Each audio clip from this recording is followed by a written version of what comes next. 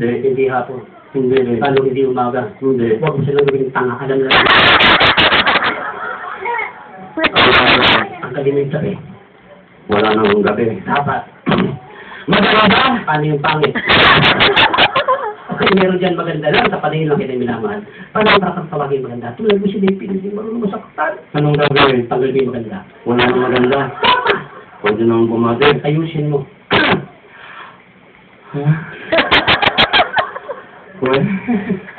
Kaya mas harapan. Paano na sa tabiliran mo yan? Sabi lang sa harapan, dahil sinutong buko. Ano ang gagawin? Natanggal mo yung harapan.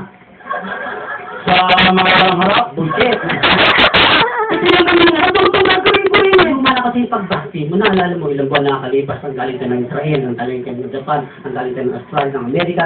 Nais mo ba ang tao sinabi mo? Pasensya sila, Pilipino tayo yun. Mali yun, galing na international language, sign language. Wala nang sign language ah. Tignan mo yung gagawin ko. Paano?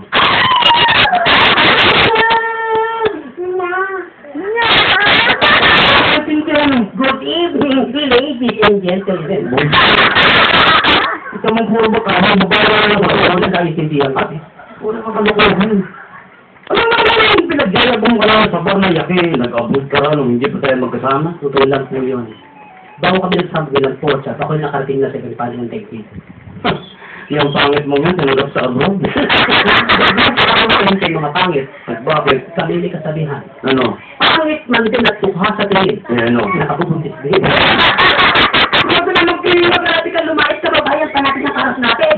Oh, sige, nakapag-abot ka na. Saan ka naman nakarating na ba? Nakarating ako ng Europe.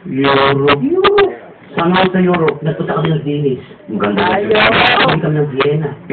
Para kami ng Frankfurt. Kuli kami ng sausage. Tapos kami kami ng Rome.